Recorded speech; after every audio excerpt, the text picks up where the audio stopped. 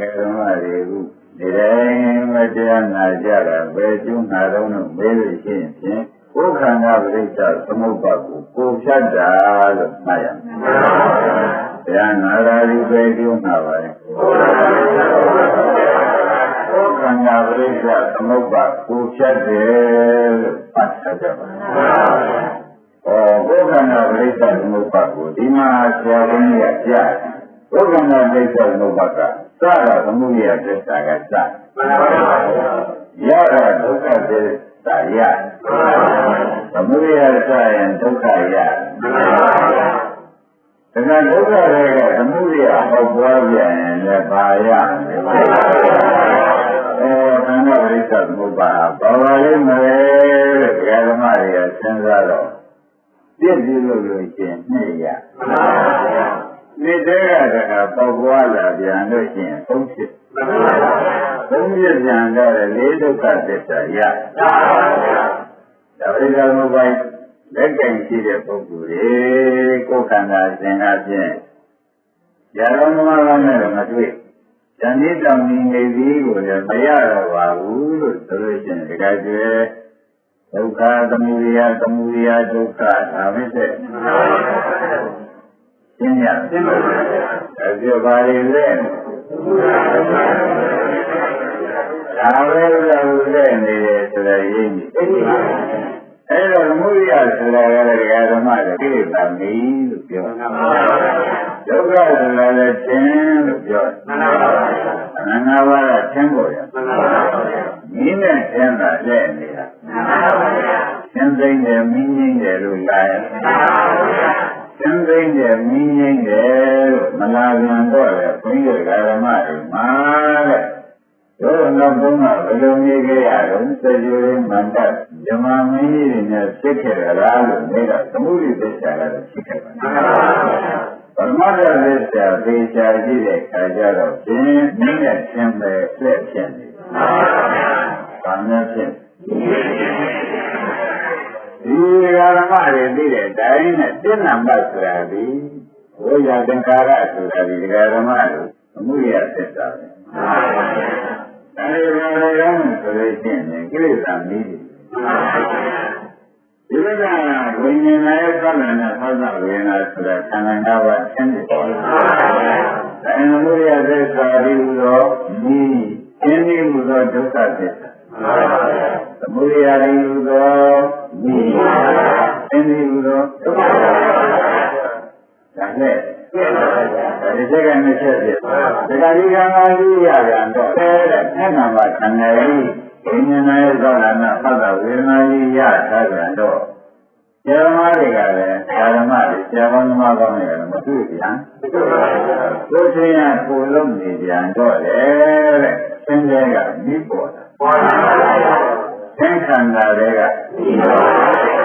သင်္ခန္ဓာတွေကမိပေါ်လာတယ်ဆိုတာသနာဥပါဒံဓမ္မဘဝတွေပေါ်မဟုတ်ဘူးလားမိပေါ်လာတယ်ဆိုတာဘာပါလိမ့်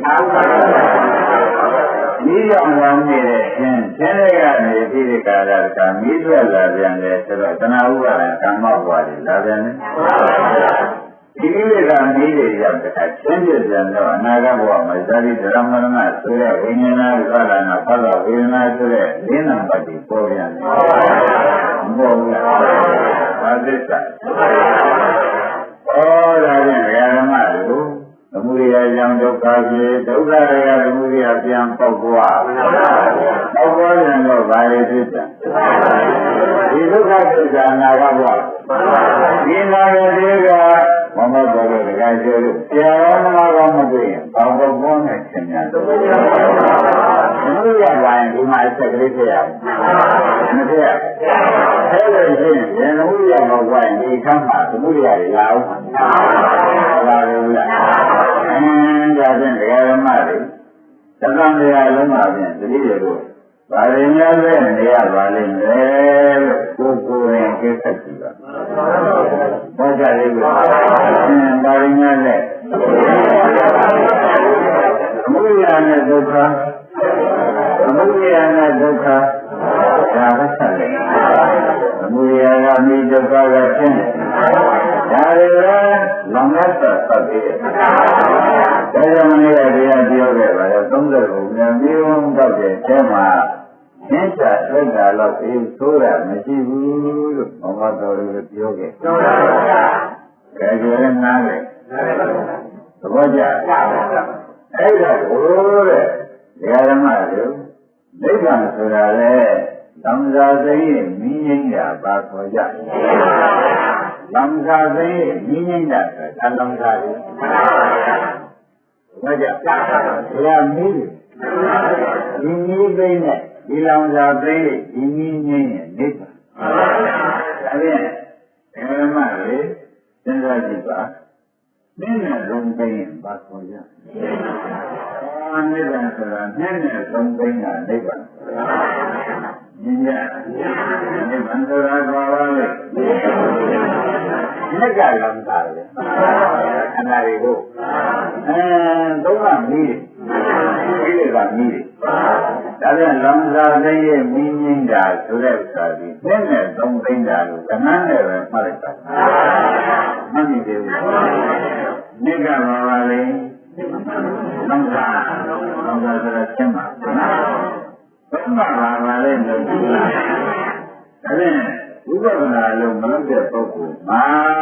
တဲ့လောင်စာသိရဲ့မီးငိမ့်ကိုအရေးဟာပြန်မရှိပါဘူးလို့သုံးရတဲ့ချက်။သံဃာသိရဲ့မင်းကြီးကိုရေးဟာအခုရရမောကကိုသိတဲ့ဆိုတာပေါ်ပါဒီကလံဃာကြီးရင်းဒီတဲ့ကမင်းမပေါ့ပွားစီတော့ပါဘူးဒီလံဃာကြီးကမိတဲ့ပြန်မပေါ့ပွားစီတော့ပါဘူးဆိုရင်ဥပအောင်ကြီးဒီခန္ဓာသိဒီတရားကနောက်ပြီးတယ်လည်းငြိမ့်သွားလို့ရှင်ရှင်နောက်ချမ်းဖြစ်เสียအကြောင်းရှိသေးတယ်ဒါဖြင့်နိဗ္ဗာန်ကြီးလေကဝေဒိယဆိုတော့မသိတာလို့ရှိရင်တော့ဝိုင်းမသိတာဝိုင်းသိတာပြန်တော့လေတရားဓမ္မတို့နှစ်ကနေပြီးသုံးမပေါက်ဝိုင်းရင်သိတာနှစ်ကနေပြီးတော့သုံးမပေါက်ဝိုင်းရင်သိပြီးသားဖြစ်ပါနောက်ကျင်းလေလာလေရှင်းကြဒါဖြင့်တရားနာကြတာဘယ်ကျိုးနာတော့နာကြပါလိမ့်မလဲတဲ့ဆရာဘုန်းကြီးကမေးတော့ပုဂ္ဂလိကတော်ကကိုဖြတ်တာဗျာရှင်းတရားနာကြတာဘာပါလဲခင်ဗျားကမသိတော့ဒီလိုတရားနာသွားရအောင်မယ်ကုသိုလ်ဖြစ်အောင်ကုသိုလ်ဖြစ်အောင်မလာခဲ့တာကိုယ်ဒုက္ခကိုပြတ်ချင်လာခဲ့သူကမရှိကကြားဘူးလေတရားနဲ့ကုသိုလ်ရတယ်ပေါ့မင်းနာမပေါ့ဒါလည်းလုပ်တယ်တကယ်ဆိုတဲ့တွန်းရပါလေကုသိုလ်ရတယ်ရေဦးရင်လည်းကုသိုလ်ရတယ်လို့ပြောတယ်ဘာကြရေဦးရင်လည်းလားဒီကြီးကလဲနေတယ်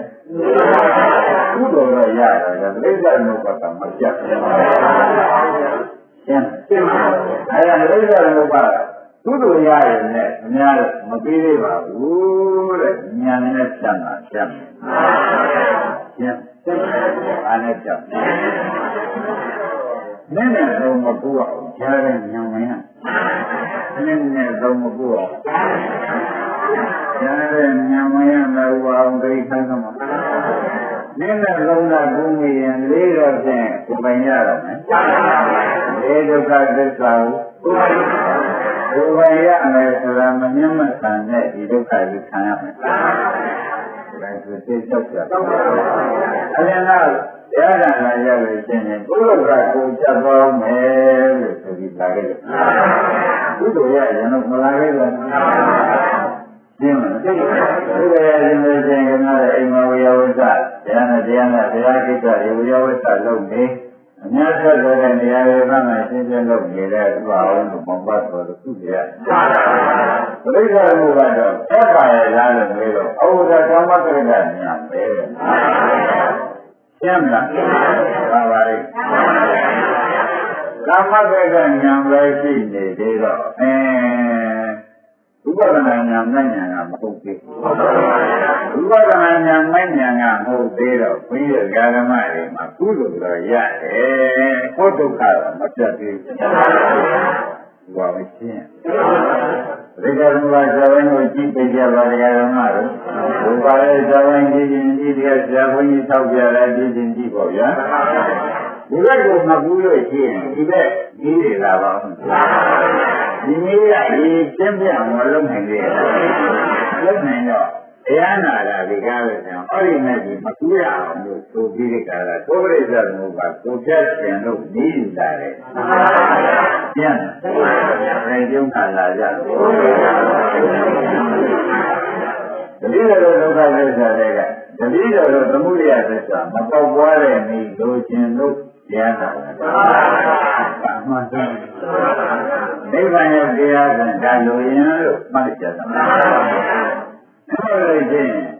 ဒီဘုဒ္ဓနာကြီးကဝိညာဉ်နာယသနာနာပတ္တဝေဒနာဆိုတာကိုယ်ခံဘုရားနဲ့တရားနာတဲ့ဓမ္မတွေခံတယ်ဘာသစ္စာကြီးဒုက္ခသစ္စာကြီးနော်ဒီဒုက္ခနဲ့ပဲတော်တော့ပြီနောက်ဒုက္ခမလာခြင်းလို့တရားနာကြနောက်ဒုက္ခမလာခြင်းတော့ဒီဒုက္ခသစ္စာတွေကဘာသမုဒယသစ္စာမပေါ်ဘူးအရေးကြီးဒုက္ခသစ္စာတွေကဘုရားသာဝနာများပြဒီကာလသုံးလမှနဲ့ဆက်နေတာကဒီဘက်ကသမုဒယသစ္စာပေါ်လာတယ်ဒုက္ခသစ္စာတွေမှသမုဒယသစ္စာပေါက်ပွားပေါက်ပွားတော့တော့ပြတ်သေးပြတ်ကြောင်းလည်းညာညီကပြတ်ဘူးမင်းတို့ခန္ဓာတွေကဘာတွေမှပေါက်ပွားဘူးကွာဒုက္ခဖြစ်ကြောင်းတွေပေါက်ပွားနေတယ်မဆုံးနိုင်ဘူးအနာတွေကတရားကိုဥပဒနာလို့မလုပ်တော့ပါဘူးပြတ်တဲ့ဒုစရိုက်မလုပ်တော့ပါဘူးလို့ဆိုလို့ရှိရင်ရိုးရနဲ့လည်းနေကြတော့မယ်ရှင်ဖြင့်တရားကျွဲနေ့တည်းကသုံးပေါက်သွားမယ်ဒါတွေကဘာပါလဲနေ့တည်းကဘာတွေပေါက်သွားလာလုံးနေတဲ့ကကိုယ်ခန္ဓာခင်းတဲ့တဏှာကိုယ်ခန္ဓာဆွဲလန်းတဲ့ဘောရကိုယ်ခန္ဓာအတွက်ကာယကံဝစီကံတွေနဲ့အထုကြတယ်ဘာခေါ်ကြဒါဒီလက်ရှိခန္ဓာတွေကပေါ်လာတဲ့သုံးခုပါလားလို့ဒါပြောဖတ်တော့လက်ရှိခန္ဓာတွေကဘာတွေများပေါက်ပွားလာပါလိမ့်သနာဥပါဒံတန်ပြီးပေါက်ပွားဘုခန္ဓာခန္ဓာကဘုခန္ဓာသောမန္တဘုခန္ဓာသောဖို့ပေါက်ဖို့မြေဖို့သင်ဖို့ပြည့်မကောင်းတဲ့လို့ပြင်နေကြည့်မှာပေါ့ဗျာမကောင်းတဲ့ဒိဋ္ဌိပေါက်ဖြစ်ပြီးကျွေးနေပြည့်ပြည့်ရမှားရတဲ့ခန္ဓာကိုယ်ကြီးကျိုးဘာယမတိခံတွေကမလုပ်ကြဘူးအဲ့ဒါဒီဖြစ်တာပေါက်သွားတယ်ဘုခန္ဓာတွေကပေါ့ဘုခန္ဓာဆိုတာနံပါတ်ဘယ်လောက်ပါနဲ့နံပါတ်တရားဓမ္မတွေဒီလောက်ဆိုလို့ရှိရင်မိမိခန္ဓာကနဲ့နံပါတ်တရားနေပြီးလေးစစ်ကြောင်းဖြစ်တဲ့သုံးနှစ်တောက်သွားလေးစစ်ကြောင်းဖြစ်တဲ့ဘယ်ကနေပေါက်ပွားပါလိမ့်တုံးလို့မေးတော့မှတရားဓမ္မကိုနှစ်တက်ကပေါက်ပွားကျင်းတကပေါက်ပွားဘောပြိဿမှုပိုက်ကြည့်ပြီးနာရတော့မှာကုသိုလ်ဖြစ်ခြင်းတော့နာရမဟုတ်ဘူးကိုယ်ပြိဿမှုကကိုဖြတ်ခြင်းတော့နာရဝေဒနာကတဏှာမကူရဥပါဒာမကူရရှင်းလားဝိညာဉ်ကလည်းတဏှာမကူရသဘောကျနာယုတ်ကလည်းတဏှာမကူရဒီလိုမကူအောင်လုပ်နိုင်တော့ဒီကဓမ္မတို့မြစ်ပင်သတ်သိဒီကလာသုံးမှန်ကမပေါ်လာတဲ့ပဲဒုတိယဘဝဆိုတဲ့အနာဂတ်ဘဝရှိသေးတယ်ဒုတိယဘဝမလာတာဘယ်နဲ့ကြောင့်ပါလဲသုံးလို့မဲတဲ့အခါကျတော့မှသုံးမရှိလို့လေးမရှိဘယ်လိုဆိုကြသုံးမရှိတော့လေးမရှိဆိုတော့သုံးမရှိဆိုတာကလည်းသနာဥပါဒံကံမရှိလေးမရှိဆိုတာလည်းဝိညာဉ်နာယသက္ကနာဖသဝိညာဉ်ဇာတိဆိုတာမရဏမရှိတာဘောပါဟောဒါဖြင့်ဒီသိတွေသင်ကုန်တာပဲဒီသိတွေဘိုင်းကြီးလည်းကြည့်ဓမ္မတွေဒီဘက်ကမြည်ဒီဘက်ကသင်တယ်ပဲဒါဖြင့်အဲ့ဒီဝိသဟောတဲ့အခါကျတော့ လောင်စာသိမင်းငိမ့်တာနိဗ္ဗာန်กว่าမနဲ့ဆိုရင်ဉာဏ်ကြီးရဲ့လောင်စာဒီသာတိကခန္ဓာကြီးပဲဒါကလည်းဆိုတာလေခန္ဓာကြီးပဲဆိုတာပေါ်လာကြဒီကဒီနေတာဒီမှာလည်းလောင်စာပဲရှိသေးတယ်ဟောဒါဖြင့်ဒါကရင်ကိုလိုမြတ်ကြီးကလောင်စာသိညီငိမ့်တာဥပအောင်တို့မောင်ပါတော်လို့ပါခေါ်ကြဟောနိဗ္ဗာန်ဆိုတာတရားတော်မှန်တယ်ဒါကြွေလောင်စာသိညီငိမ့်ဒါရလောင်စာလေးပေါ့ဒါရမီးတွေပေါ့ဘာကြဒီအဆက်ဆက်လိုက်တော့ဒီရောလောင်စာရဲ့ရှိသေးတယ်အဲဒီဒီလောင်စာမရှိရင်တော့ဒီရဲ့နောက်လာမဲ့သမုဒိယနောက်လာမဲ့ဒုက္ခကိုဒုက္ခကိုဖြတ်တာပါဘုရားဒါကြောင့်တရားအထုပါပါတယ်တရားနာရပါတယ်ဆိုတော့ဥပ္ပယဉာဏ်လို့ပုဂ္ဂိုလ်ရှင်းပြဒါနဲ့ရတဲ့ရှင်းရတာတရားနာကုသိုလ်ရအောင်ကုသိုလ်ရအောင်တရားမဆွဲရအောင်လို့ပြောလို့ဆိုလို့ရှိဥပ္ပယဉာဏ်ကလည်းမင်းများနေနေကုသိုလ်ရဘူးအောင်မရဘူးဒါကဥက္ကဋ္ဌရိစ္ဆသမုပ္ပါသံမှုကြတာတဲ့ခါကြတော့ဓမ္မတို့ဥပဒနာလို့ဓမ္မကိုဆက်ရဘာကြကုသိုလ်ရခြင်းလို့လားပုဂ္ဂိရိစ္ဆသမုပ္ပါကိုပြတ်ခြင်းလို့လားပုဂ္ဂိရိစ္ဆသမုပ္ပါဥပါဝကိုပြတ်ခြင်းဘောကြအဲ့ဒါကြောင့်ဒီဓမ္မတွေပုဂ္ဂိရိစ္ဆသမုပ္ပါကိုပြတ်ခြင်းပါလိမ့်လို့နေတဲ့အခါကြတာတတိယလုံးမှာဗျာလောင်စာနဲ့မိကတွေ့ကြည့်လောင်းနေလို့မနဲ့ဆိုရဒီတဲ့ကြည့်နဲ့နံပါတ်တဲ့ကြည့်ဝိညာဉ်ပါဒနာဖသဝေနာသူ့ပေါင်းလိုက်တော့ခန္ဓာပါခန္ဓာထဲမှာဇာတိဇရာမရဏပါမပါဒါဖြင့်ဇာတိဇရာမရဏကမိခန္ဓာကလောင်တယ်ဒီခန္ဓာနဲ့ဒီလောင်စာလောင်းနေလို့နောက်ကလောင်ရမှာစော့လို့နောက်ကလောင်ရမှာသက်ကျင်လို့ဒီလိုတရားနာပြီးတရားထုတ်ပါနောက်ခန္ဓာနဲ့နောက်လောင်စာတွေဓမ္မတွေနောင်ကြီးတွေတောက်လို့ဒီလိုဗျာယခုလောင်စာသိနေယခုငြိမ်းလို့ပြင်တော့ပါနောက်လောင်စာနဲ့နောင်ကြီးနဲ့တွေ့ရမှာပြင်သက်ထုတ်လို့ဒါကြောင့်ဒီလိုတရားနာပါလေဆိုတဲ့အဓိပ္ပာယ်ရှင်းသွားပြီဟောကြသမ္မာလို့ရှင်ခင်ဗျားတို့ကုသိုလ်ရခြင်းတော့တရားနာတယ်ဆိုတော့ကုသိုလ်ကကိုမြင်နာတဲ့သဘောရောက်သေးရဲ့ကုသိုလ်ရရင်ဘုနောက်ဘဝကောင်းစားမှာပဲမသိအောင်ရှားလို့ဒါရှားလို့တရားနာမဲ့ကုသိုလ်ရနောက်ဘဝဓမ္မတို့မကြဘူးအဲ့ဒါသင်္ချာဆိုဒီစီကြတာအာဒီဒီနဲ့ခေါင်းမနော်ဒါကြတဲ့သူသင်္ချာဆိုနေတာရှိသေးတယ်ဒီလေးလေးနဲ့ကိုယ်ရဲ့စိတ်ဒီလေးစိတ်ဒီနောက်ကကိုယ်ရဲ့ကောင်းတာရှင်းရှင်းဖြစ်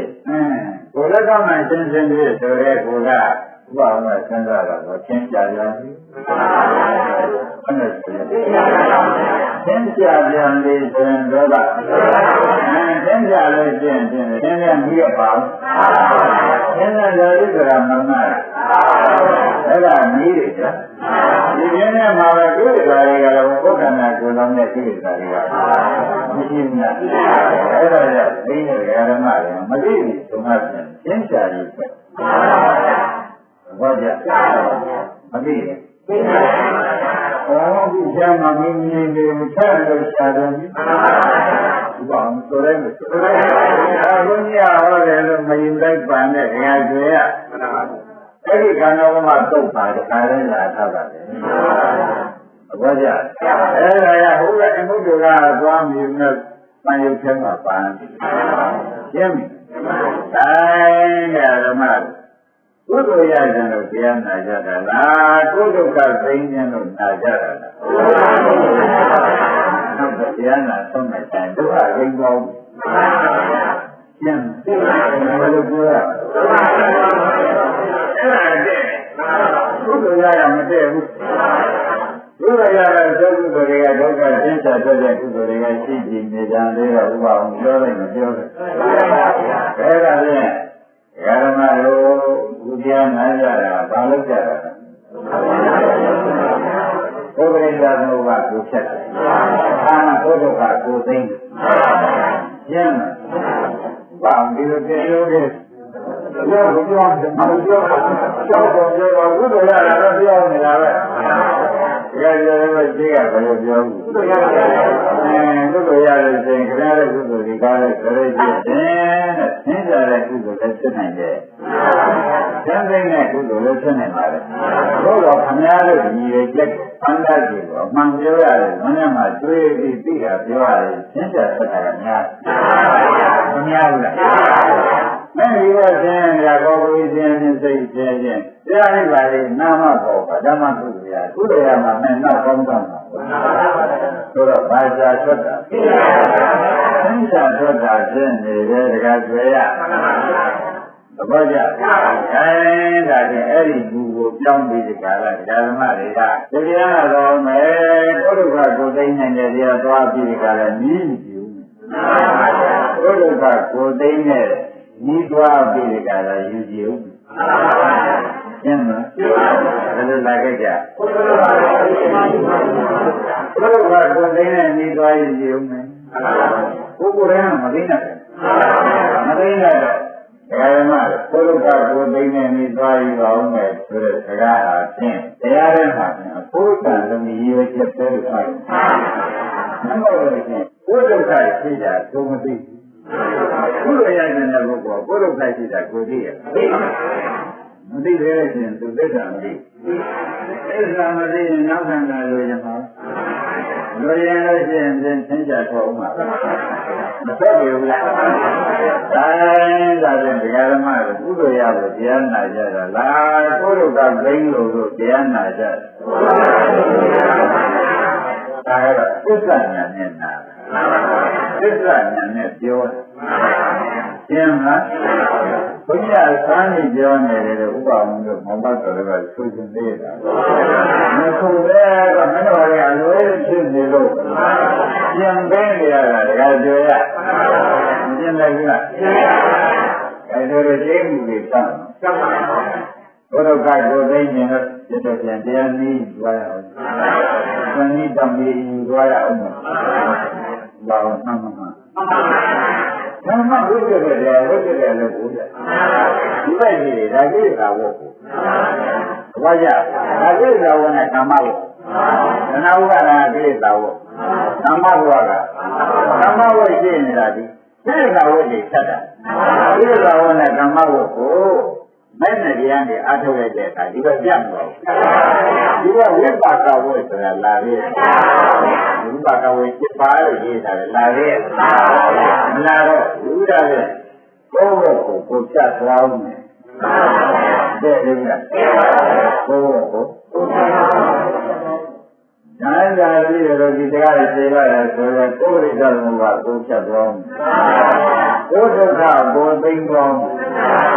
ဒီလိုဆိုရင်မတ်တော်တဲ့ပြီတရားကျဒီတရားတွေလည်းကွယ်ပေါ့ကွယ်ဘာလို့တဲ့နေကြကုသိုလ်ရအောင်ကုသိုလ်ရအောင်တရားနာအောင်အဘိဓမ္မာကြီးပါလားကုသိုလ်ရအောင်ဒါမင်းကြီးရတယ်ဒီတိုင်းသင်ထားတော့ဒီလေးရကြတာဘယ်လိုလဲလက်ကြည့်ရလို့ဆိုပြီးနော်ဘုရားရတယ်သူတို့ဗာကျင်းရှိတယ်လို့တရားမဲလို့ရှင်းတာမိမ့်ပါလေရှင်းတယ်နာမောကောင်းတာဟာသင်္ကြန်တော့ဒီမိမ့်ပါလေမိမ့်ပါလေသင်္ကြန်ပဲရှင်းတယ်ဒီမှာသူကလည်းသင်္ကြန်တတ်တာဘုရားတရားတော်ကကိုကြတ်ဖို့ဆိုတဲ့စကားဘုရားကကိုသိမှုဆိုတဲ့စကားကိုချုပ်ဖို့ဆိုတဲ့စကားအပြင်ဥပအောင်လို့မမတ်ကွင်းဘယ်လိုလဲဒါလည်းဒီလိုက်ရှိသင်္ကဆက်လာကြတာမယ်ဆိုတော့ကဲကိုယ်ဒုက္ခကိုသိအောင်ပြောကြအောင်ဒါနှိမ့်တဲ့ဘုရားတမျိုးလို့ပါဘယ်လိုပါလဲဘယ်လိုလို့နေမလဲပြင်ကိုယ်ဒုက္ခကိုသိအောင်မယ်ဖြစ်တယ်ကဓမ္မလည်းနားတယ်ငါမဟုတ်ဘူးတကယ်ပြောတယ်နားတယ်ဒီလားဥပဝါနှုတ်ဆိုတော့ဥပဝေရောလို့မေးစေတတ်တာဘယ်နဲ့ပြပါ ဘုဒ္ဓကကိုယ်သိမ်းသွားမယ်ဆိုတော့တဲ့နော်ဘုဒ္ဓကဆိုတာကအနာကိုရဒုက္ခတဲ့အဲ့ဒါကြီးအသိသွားမှာလို့ဆိုတော့နောက်ခဏမလာအောင်လို့အဲ့ဒါဘုဒ္ဓကကိုယ်သိမ်းသွားမယ်ဆိုတော့ဘုရားသစ္စာပြီးသစ္စာပြီးတဲ့ဉာဏ်နဲ့ပြောလိုက်ဘုဒ္ဓကဆိုတော့ဘုက္ခနာရပါသစ္စာယခုဒုက္ခသစ္စာရေးခြင်းတော့ဘုဒ္ဓကကိုနောင်မပေါအောင်အသိသွားမှာတဲ့ဟုတ်တယ်အဲဒီဒါအင်းရရမနှုတ်ဆက်တတ်တယ်ငါဒုက္ခသိမ်းသွားမယ်လို့ငါချမ်းနေကြတယ်ပြောပါလေညာကျက်တယ်ပြောပါလေညာမှန်တယ်ဗျာကုသိုလ်ရအောင်သွားအောင်မယ်ဆိုလို့ရှိရင်ဒါကုသိုလ်ကအမြင့်မြင့်ဖြစ်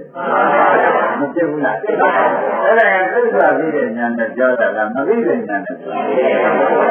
မသိတဲ့ဉာဏ်နဲ့ပြောလို့ရှိရင်များတော့ဖြင့်သိချဆုံးမယ်ဘောပါအဲဒီဘုန်းကြီးတွေမှာနှုတ်ဆက်ကိုပြင်အောင်လို့ကြားတာပြင်ရမှာပဲအဲ့ဒါပြင်ရမမလည်းဘုရားဘယ်သွားမလို့တော့လမ်းနဲ့သိနေပြီဗျာမနေ့ကသိဘုရားကိုသိမ်းကောင်းဟုတ်ကဲ့ဘုရားဆိုတာယသိလေးကနာကြီးရပါတယ်အဲ့ဒါကြီးနောက်မပေါ်လာလို့အသိကောင်းဆိုတော့ဘုရားကိုသိမ်းသွားတဲ့အလုပ်ကြီးသစ္စာမြင်ပြီးနှုတ်ဆက်တဲ့အလုပ်ပါကဲဒီကျမ်းမြတ်ရှင်ကစပြီးဒီဘောလုံးကပဲဒီတိုင်းတော့ဖြစ်သူကတော့ပြမှာမဟုတ်ဘူးတရားဝဲရှိတယ်တော့ပြမှာတော့မဟုတ်တော့ဘူးသိပြီပါအောင်လားသစ္စာမသိတဲ့ရေနားထဲမှာကြားရတော့သစ္စာရေကောပါပါလိမ့်မယ်သူဒုက္ခကိုသိသွားမယ်လို့ပြောတယ်ရေကောသိမှာပါလိမ့်မယ်တရားတော့သူမဲတော့သူတို့နားလေထားတယ်သင်္ကြန်နားလေဒီကြည့်တဲ့ရှိတော့ကုသိုလ်ရှာကြတယ်ဘာလို့နားလေထားအတော်ကတည်းကလာကြတယ်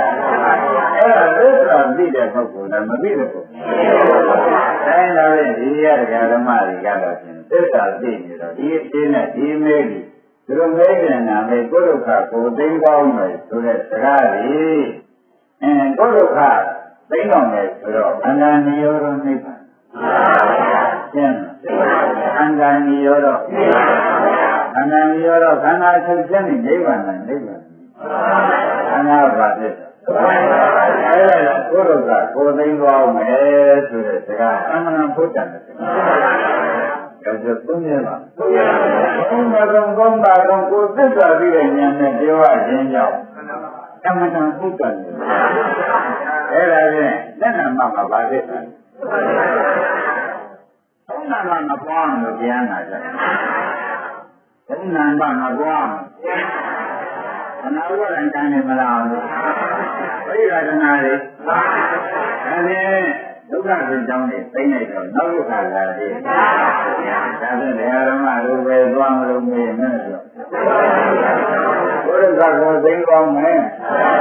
ရှင်းအောင်ပြီဒီလိုဆိုတော့ဘယ်ဉာဏ်နဲ့ပြောလိုက်ပါလိမ့်ဘုရားရတယ်ချက်ချက်သစ္စာသိတဲ့ဉာဏ်နဲ့ပြောလိုက်ကာမသက္ကနာဉာဏ်နဲ့ပြောတဲ့ဒါကသစ္စာသိတဲ့ဉာဏ်နဲ့ပြောတဲ့စကားဘောဓနာဘစကားဒီကသာသနာ့ရှင်စကားဒါတော်တော်ရေးကြည့်တယ်ဆိုတဲ့ဥစ္စာဒီမှာရမှာလည်းတခါကျသေးသေးသိမ့်သိမ့်လို့မှတ်ပါနဲ့ဒီရိုးရာကတော့ပြင်တခါကျဒီတိုင်းနဲ့ဘုရားရဲ့လူကြီးပြတာတော့ပြောတာလည်းမသွားတာမဟုတ်ဘူးဒီကောင်ကုသိုလ်လို့ရှင်ပုံမရပါဘူးဒီလိုပဲပြောလိုက်ပြောတာဒီပါအောင်လို့ညီကြီးတဲ့ဒီသုံးလာတာတရားပြတိတ်သွန်းတိတ်သွန်းမရတာဒီကောင်ကုသိုလ်လို့ရှင်မရဘူးကုသိုလ်ရလို့ပဲအောင်မယ်ဒီနေ့ကသူတို့ကသူသိမ်းဖို့ဆိုတဲ့ဥစ္စာတော့မပြောဘူးမပြောပြီးတော့ခန္ဓာဒုက္ခသစ္စာလို့လက်ရှိခန္ဓာဒုက္ခသစ္စာလို့သိကြတယ်အဲဒီသစ္စာမသိဘဲနဲ့တရားဒုက္ခမသိဘဲနဲ့တရားနာလို့ချင်းဒုက္ခသစ္စာပြန်ရမှာမရဘူးသဘောပါဒါဖြင့်ဒကာဓမ္မတို့ဒီဒုက္ခသစ္စာကြီးဒုက္ခသစ္စာတွေကနေပြီးသမုဒယသစ္စာမပွားဘူးမြစ်တွေကသုံးမပွားဘူးရှင်းလားမြစ်တွေကသုံးမပွားဘူး တရားနာကြတယ်နှစ်တဲကသုံးမပွားဘူးရောပါနှစ်တဲကသုံးမပွားနဲ့နံပါတ်ဝိညာဉ်နဲ့သက္ကနာသက္ကဝေဒနာဆိုတဲ့ခန္ဓာတွေကသနာဝရံကံကြီးမပွားကြဘူးတဲ့ဓမ္မမိသိနေလောင်စာကုန်နေမိသိနေဆိုတော့လုံးဝမလာဘူးလောင်စာကုန်တယ်ဆိုတော့ဓမ္မတွေလေးနာမှာနောက်ကသင်ထည့်ရမရလို့ရှိရင်ပင်ကိုမီးနဲ့ပင်ကိုချင်းပုံပွားနဲ့ဥပါဟုတ်နောက်ကအေးမေးတယ်ဗျာပင်ကိုချင်းနဲ့ပင်ကိုမီးပုံပွားရဲ့နောက်ကအေးရတော့ပဲအရင်ချင်းချာထဲတဲ့သတ်ထုတ်ချင်းလေးတဲ့ဘုဒ္ဓမာလာဆိုတာတော့ကြအဲ့ဒါကုဒုက္ခကိုသိနေတာဆိုတာဒကာဓမ္မတို့ယခုဒုက္ခရတော့ဖြစ်နေတာအနာဂတ်ဒုက္ခကိုကုန်သိမ့်တယ်ကုဒုက္ခသိပြီးနောက်လာတဲ့ဒုက္ခမလာရင်လည်းဖြစ်လို့ကံကောင်းအမှန်ကျေးဇူးများပြီဆိုတာတော့ပါကြဒါကြောင့်ဒီကံမျိုးကိုကြားလို့ရတယ်အဲဆိုမလို့တော့ဘာမှမရသက္ကနာကိုမကြောက်ဘူးဘုရားကိုသိကောင်းမယ်ဆိုရင်နှုတ်ဆက်မျိုးဖြင့်သစ္စာမသိတဲ့ပုဂ္ဂိုလ်တွေဖြစ်နေတော့ဒီသံကိုမကြောက်ဘူး။ရဲခင်ကိုယ်နဲ့ကြီးကလည်းငါဝါပါဠိတော်ကြီးနဲ့သရဏရိယသစ္စာရသဗုဒ္ဓအတ္တပနာတွေနဲ့ဟောလိုက်တာသစ္စာမသိလို့ငါရှိခဲ့တယ်ကွာ။သစ္စာသိတဲ့နေမှာငါဘုရားဖြစ်လာတော့အဲ့ဒီကျမှကြောက်ပြီးတော့လေမပြောဘူးလားအဲ့ဒီကမှသူကကိုယ်ဒုက္ခကိုသိနေတာကျိုးတာရှင်းမလားဒါကြဘယ်ကောင်းလို့မေးသိသားကိုယ်ဒုက္ခကိုသိကောင်းမလို့ဆိုတော့အတော်သိဉာဏ်ပါတဲ့လူပါလားဉာဏ်ရှိတာမှတော့ပြန်တော်ဟုတ်တယ်ဘာကြဟိုဘေးကကုသိုလ်ရခြင်းတဲ့ပုဂ္ဂိုလ်တွေကတော့ဒီတရားကြီးဘာပြောတော့ပါလဲမသိပါဘူးလောကဆောင်ပါဘူးသူကသစ္စာကြီးတွေသစ္စာမကြီးကသူတရားနဲ့အန္တရာယ်ရှိရမယ်လားတိုးရမယ်မသိရင်နေသူတို့ဒါကြောင့်ပုရိသေဉာဏ်နဲ့ကိုပြောတော့ရှင်းမလားအဲ့ဒီကတော့မှလည်းလည်းအရှင်ကြီးပဲရှင်းကြဘုရားကိုသိပေါင်းမယ်ဒီစိတ်တက်လုံးမယ်ဒီဘုရားခင်ကိုရမကြီးတိုက်တဲ့ခြေပဲဆိုတာမှတ်ပါညမလည်းရှင်းရင်မသိတဲ့ဓမ္မတွေကြတော့ဉာဏ်နဲ့သူတရားနာဘဝကြတယ်ဒီတရားကိုဟာပါရတဲ့နတ်သားဘဝဖြစ်ပြီးပါရတဲ့နတ်သားဘဝဖြစ်ပြီးပါရတဲ့ဒုက္ခသစ္စာပဲနတ်သားဒါလည်းခင်ဗျားတို့ပါရတဲ့နတ်သားဒီသစ္စာမှာဘယ်နဲ့နေဒါနဲ့ပါရတဲ့ဖြစ်တယ်မလားနတ်သားသစ္စာဖြစ်တယ်ဒီဝတ္တကအဲ့ဒါပါရကံတော်ဖြစ်ခဲ့တယ်ဆိုပြီးဒါကြိုက်နေလို့ချင်းဘုရားပြန်ကြိုက်သင်္ကြန်ထွက်ကျမ်းကဘယ်လိုကျမ်းသာသွားမဲနာလေကမလေကပတ်ခါတရားရဲ့လို့သိအားလိုက်တော့မသွားဖြစ်သေးဘူးဟာသွားပြီပါပြီသွားလာဘာလဲဟာဘာသစ္စာနတ်ကသူ့မှာဘာတော့နေတဲ့အခါကျတော့အရင်ကြီးကလည်းခန္ဓာလောင်းနောက်ကြီးကအခုတည်းကလည်းတွဲရတယ်တွဲလောင်းနေတာပဲဆိုတော့အော်မိဘုံကြောင်းတာပဲအာမိဘုံနဲ့နာမိဘုံကြောင်းအာမိဘုံကတော့ဓမ္မတွေတထုပ်တာကြီးနာမိဘုံကတော့သုံးပါဘူးကောင်းအဲဒီလိုကြီးတိုက်မြို့နေတိုက်တာကမြို့နေတိုက်တာသစ္စာလေးရဲ့ပုဂ္ဂိုလ်ကဘယ်မှမဖြစ်ဘူးသစ္စာကြီးရဲ့ပုဂ္ဂိုလ်ကတော့ဘာသာငါသတိကြတာဖြစ်လို့မထုံးပါဘူးမြို့နေတိုက်စိတ်မိကလားအဲဒီတော့ပြောတဲ့ဘုန်းကြီးတို့ခင်ဗျားတို့ကအောင်းနိုင်နေတဲ့သစ္စာနဲ့ကြည့်မှခင်ဗျားတို့အယုဆိုးတာသိပေါ်လာဟောလားဗျာအဲ့ဒါဒီမဟုတ်ဘူးလေဘာရရလဲရှင်းရှင်းဖြစ်နိုင်တဲ့နတ်သားရှင်းရှင်းဖြစ်နိုင်တဲ့သင်သွားတယ်မသွားဘူးလားဥပ္ပလက်ကမတတ်တော့ဘူးပြောတာပြန်မလားဒါဖြင့်တရားကျော်နှုတ်ဆက်တတ်လားသူများကမင်းမဆက်တော့ကိုယ့်ဘာလို့ပြောနေလဲသေကောင်းလို့ပြောမှာသေကောင်းလို့ဒီပြောရရင်ကာသမဏိသိကုန်တောင်းတာကုန်ကြတာသူများဆက်မှာဒါကလည်းတရားကမှန်လို့ ဘောင်ပဲနေအဲ့ဒါအမှန်သမားကဖြင့်ဒီဥစ္စာအမှန်တိုက်တယ်အမှားသမားကတော့ဒီဥစ္စာတိုက်တယ်ဘာမှပြောတော့ပါလေလို့ကိုယ်ကံကဒုက္ခသစ္စာကိုမသိတော့ဒီတဲ့ပုဂ္ဂိုလ်ကဒုက္ခရင်းသွားမှာအဲ့တော့ဥပါဝေနားလည်ပါအဲ့ဒါကြောင့်အလယ်အောင်သူမလဲအောင်ပြောတတ်တယ်ဒုက္ခန္တာကိုဒုက္ခသစ္စာဒုက္ခန္တာဒုက္ခသစ္စာမသိတော့နောက်ခန္ဓာကိုနားရင်မသိတဲ့ပုဂ္ဂိုလ်ကိုသူဒီကဘာပြောတော့မှမသိဘူးဆိုတဲ့အဓိပ္ပာယ်ဟာလူကြီးဓမ္မတွေသာနာတွင်ကတော့သာနာဘသာနာဆိုတာသစ္စာအဲ့ဒီလိုပြောလိုက်တော့မှတကယ်တော့ရှင်းနေပြီပေါ့လားအဲ့ဒါလည်းလုံးသက်တတ်ပါဒီမှာကျင်ရပါလားဒီလိုကဘုရားရှင်နဲ့ဆရာတော်သမားတော်နဲ့မတွေ့လို့ရှင်းရင်ခမည်းတော်လည်းရိုးရတယ်ပါတော့ဒီပါဘူးလားဒါရင်ဒါဖြင့်ဒကာဓမ္မတွေဒုက္ခသစ္စာနှစ်နံပါတ်10က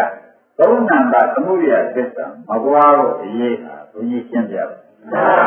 ရှင်းပြပါမယ်တဲ့ဘက်ကအတိုင်းမှာအဲဒီသောလကဆိုရရှိတယ်တကယ်ကြည့်ရနော်အဲဒီဘက်ကအတိုင်းမှာ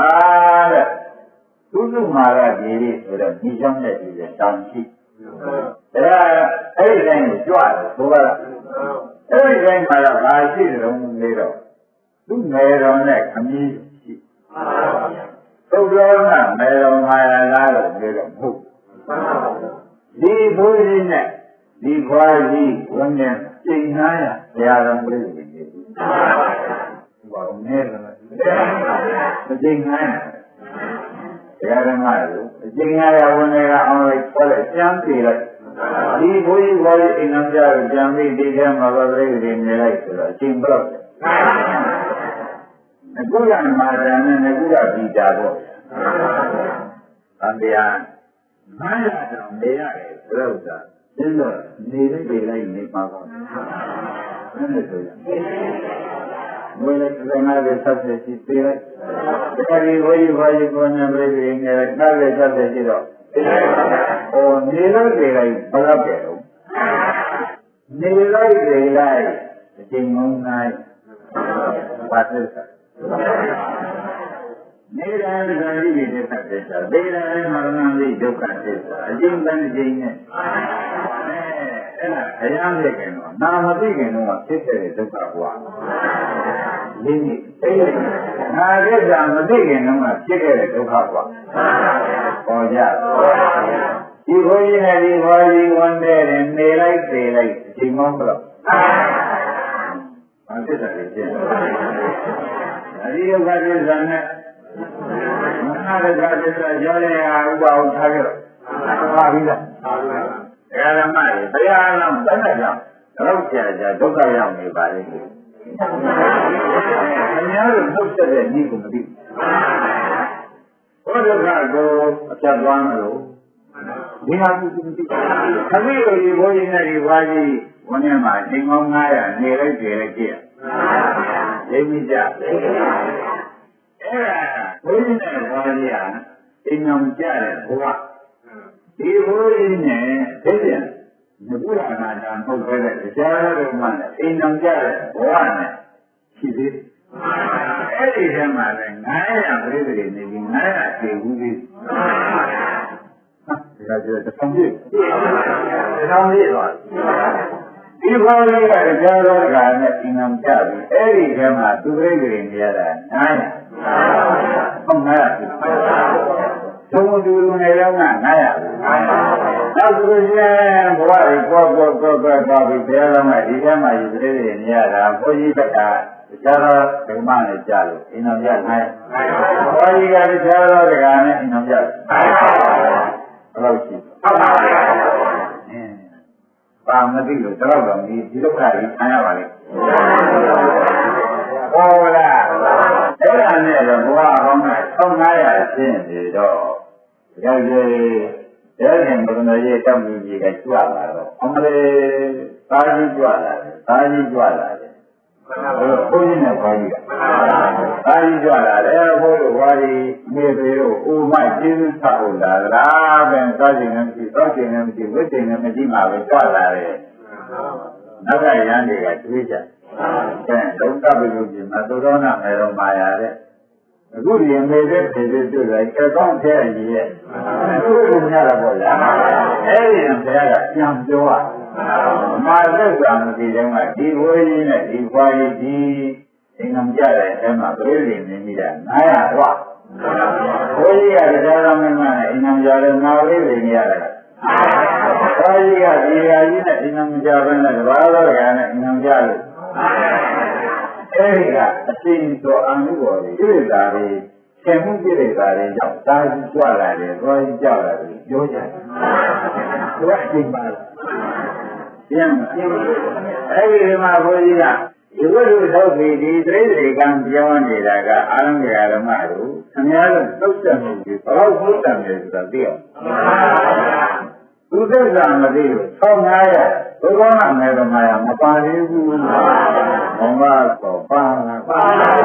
မပါသေးဘူးဒီနေ့နေသေးဘူးမပါသေးပဲဆိုတော့ဓမ္မတို့ထောင်းကြလိုက်သေးလိုက်ထောင်းကြလိုက်သေးလိုက်ထောင်းကြလိုက်သေးလိုက်ကျန်ကျက်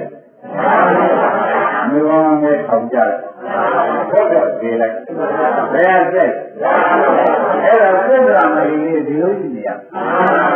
သစ္စာမသိသေး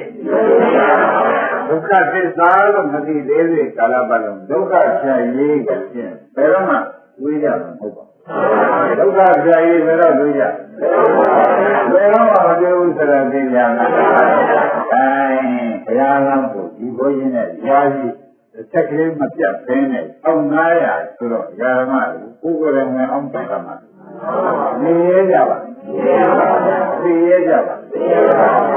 အခုတော့နည်းနည်းလေးကိုယ်ဒုက္ခကိုသိသစ္စာသိကိုယ်အနာဒုက္ခသစ္စာကြီးကိုသိတယ်ကြောက်လိုက်ရဲ့နောက်ဒုက္ခသင်သိရမှာနဲ့ကြောက်လိုက်ရဲ့ရှင်းဒါကြောင့်ကိုယ်ဒုက္ခကိုသိတာတရားနာအဖြစ်ရောက်အောင်လုပ်ကြတယ်ဒီလိုရအောင်ဒီစက်ကမှကိုယ်ဒုက္ခကိုသိတဲ့တရားနာအဖြစ်ရောက်ကြအောင်ကြိုးစားတယ်ဘာပြောတတ်ပြည့်ပြီနော်ဒီဒီမှာတော့ဘုံစေလို့ရှိဒီမှာရတဲ့ကြရမယ်ကြီးကလည်းတည်းရဲ့မမှာဘူးအားလုံးမမှာဘူးဘုန်းကြီးကမှာတော့ဘာကြီးလည်းမှာဘူးလက်ကြတယ်ဟုတ်တယ်သူတို့လေးနဲ့မိတဲ့တရားပဲဟောကြပါလို့ဆိုတာနဲ့ဒါလည်းသူပြောတော့တယ်တခါကြီးယောဂီကိုရှိကြပြီဒီမန္တရံပြိရံတော့ဘုရားအာရဗျံဓာနေရသိဉ္အင်းနဲ့ဆိုတာပါလေရအဲ့တော့ဘုရားဟောတယ်ဒီရကကြပါတခါကြီးတဲ့ဝိပဿနာမျက်လုံးအရိယာရိသုတ္တဝါရိယကောတော့ဆိုတဲ့အရိယာမျက်လုံးနဲ့ကြည့်မယ်ဆိုရင်ဖြင့်ဘယ်အချိန်မှကျမ်းမာတဲ့အချိန်ကြီးခန္ဓာကိုယ်မှာဘယ်အချိန်မှ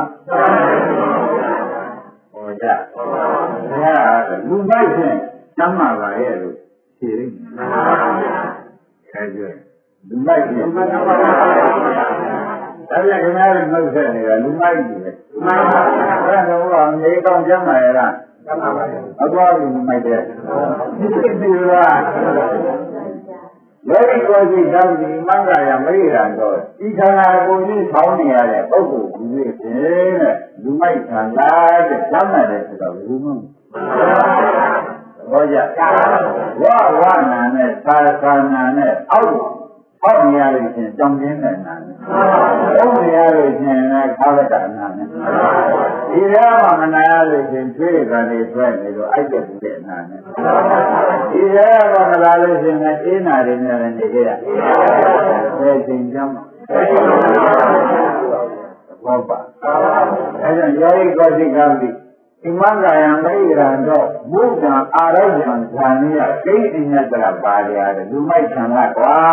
တဲ့အရိယာတွေဒီသားမျက်လုံးနဲ့တိုက်ကြည့်နေဆိုဘယ်သိမှမကြမ်းမာတာအမှန်ပဲကျင်းမလားဒါရဆိုကြမ်းမာတာမေးမလားမေးဟမ် အခုတော့ကားတာဘောဒီတော့ငါလည်းငါပြုံးပြီးတော့ကျမ်းပါပါရဲ့တော့မျိုးဆော်ပြီးဒီပြီးတော့တဏှီမှကျမ်းပါလားမရှိဘူးတဏှာရင်မှတော့မရှိပါဘူးဘယ်ဆောင်ရဒီဘက်ကြည့်ရဘာမေတရားလေးခဏကြီးတော့တော့ဆောင်းဖြစ်လွတ်ကြတယ်ဘာဖြစ်တာလဲမေးတော့မကျမ်းပါလို့သဘောကျဘယ်မှာလဲညံတော့ပါလေယူလာကြကြဟမ်ဘာလဲလို့ကိုအနာရှိနေတော့အနာတုတ်ဖို့ပါကြတယ်ကိုပွဲရဲ့နာရီတက်ဆွေးရတယ်ဆိုအနာအတွက်ယူခဲ့ရတယ်ဆိုရင်တော့ခဏတော့အနာမသိအောင်ပုံပြီးဆွေးလေးဆက်တဲ့ကဆိုဒီလိုပဲအနာကြီးပေါက်နေတာဒီလိုပေါက်တဲ့နာလာနာတဲ့တရားဓမ္မတွေကျမ်းစိတ်တွေကပေါက်တာလားအဲဆွေးလေးဆက်တဲ့ကတော့မြို့ကသိဆိုပါလားဒါကြဒီတိုင်းကုန်နေတယ်အနာဖုတ်တယ်အဲဒါဖြင့်ဓမ္မတို့ဘယ်သိနာခြင်းမှာဘယ်ဒီမှနာမခြင်းဘူးတဲ့ဒီမိုက်ဆံကတော့ဒီမိုက်ကတော့ဖြင့်ညမှာပါလေဆိုတော့သူအမြဲပြောတယ်အရိယာမျိုးလုံးနဲ့သုတ္တဝါအရိယာသာပေါ်ဖြစ်ခဲ့လို့ရှိရင်လည်းညမှာလေဆိုတဲ့ချင်းသိကုန်မရှိပါဘူးပေါ့ဟောကြဒါဖြင့်တရားပြောဒီနှုတ်ဆက်တဲ့ငါလည်းမကနာတရားပြောကျမ်းမာရလားလို့မဲလို့ရှိရင်တဲ့ခံရတဲ့နေ့ကစပြီးကျမ်းမာလို့ဆိုတာမရှိဘူးဒါနဲ့ပြင်ပါသေးခံရတဲ့နေ့ကစပြီးရှိရအာနာရေဝနာရေဆိုတာရေချုပ်ခန္ဓာရဲ့ဆိုညနေစဉ်ခန္ဓာပေါက်ပြီးစပြီးရံဝနာပေါက်ပြီးမလားဗျအဲ့ဒါခန္ဓာဝနာကလည်းဒီနေ့လက်ရှိမပေါက်ဝိသေသနာရီကျိုးကျင်တဲ့နာရီကအနာမျိုးကိုပြောရမယ်ဆိုရင်အနာအကောချကြမရှိဘူးအခုပေါက်နေတာပဲဆိုရရင်အဲ့ဒါနဲ့တကယ်ကျလုတ်တတ်တာလားဒါကြောင့်လည်းကျမ်းမာပါလားမေးလို့ရှိရင်အနာရတဲ့နေရာစပြီးမကျမ်းမာပါဘူးဒါကြက်မကျမ်းမာတော့သူသစ္စာနဲ့ရှိတယ်ဘာနဲ့ရှိလဲဒီလိုကြွားရည်ရလို့ဖြစ်တော့မှာပဲနော်သစ္စာပြတ်အားလုံးကကြွားပြတ်မှနေရာကြမှာရောသွားလို့ရှိရင်ခင်ဗျားတို့ဒီကားလို့ဆိုလို့ရှိရင်မသိတဲ့ကြီးနဲ့မသိတဲ့ကြီးတရားဥအောင်ပဲများအဲ့ဒီရောသွားမသိတဲ့ကြီးပေါ်တော့ဘောဘောဘယ်လိုပါရပါလဲဘောကြအဲ့ဒါဘုရားရှင်ကိုရမေကြီးကအမှန်ဖြေချပါတယ်တဲ့တော့ကကြီးတဲ့ကွာတဲ့မြင်းကြီးနဲ့ပုံးနဲ့ဘယ်အများလို့မညီတဲ့နေရာနဲ့ဘယ်အများလို့ပေါ်လာဒီတော့ကောင်းတဲ့ရင်နဲ့မကောင်းတဲ့ရင်ဘယ်အများဒါကြအားလုံးပါပဲသစ္စာနဲ့သုံးချဖြစ်တဲ့ပင်နဲ့သုံးချဖြစ်တဲ့ပင်ဘယ်အများဒီလောကကြီးတဲ့နဲ့သုံးချဖြစ်တဲ့လူအနည်းရှိရမလားအဲ့ဒါကြောင့်ဘုရားပြောတဲ့လူတွေကသူများတွေကခွဲထုတ်တယ်ဆိုတဲ့အိဗေကရှင်းမယ်အသုံးချဖြစ်တဲ့ပါလို့ရှင်းမလားအဲ့ဒါကိုကျမ်းမာရလားဆိုတော့လည်းရှင်းဘူးအမေရဲ့ကမကျမ်းမာပါဘူးတဲ့နေတာပဲကျမ်းမာတဲ့ဆင်းခဏချင်းချင်းဆက်ရလို့ကျမ်းမာမဆက်ရဘူးလားမေးတယ်ဒါအနာကြီးပေါ့ဘူးလားဘောပါကြအဲ့ဒါနဲ့ဘုန်းကြီးတို့ဓမ္မတွေရှင်းပါပြီတဲ့ဒါဆရာကဖြေတာလို့ဟုတ်တယ်ဒီမိုက်ခန္ဓာကွာတဲ့ခန္ဓာရတဲ့ပုဂ္ဂိုလ်ဘယ်တော့မှမကျမ်းပါရှင်းလားအဲ့ပုဂ္ဂိုလ်ကိုကျမ်းပါလို့တော်တော်လေးရဲ့ဆိုတာများပြီကားလို့ရှင်အကျိုးကိုရှင်းလားဒီတဲ့ဓမ္မတွေကျမ်းပါကြရတာမေးရမယ်ဗျပြောလာပြီပြောလာပြီခဏတော့သေမဝိုင်းမှာရှင်းနေတာ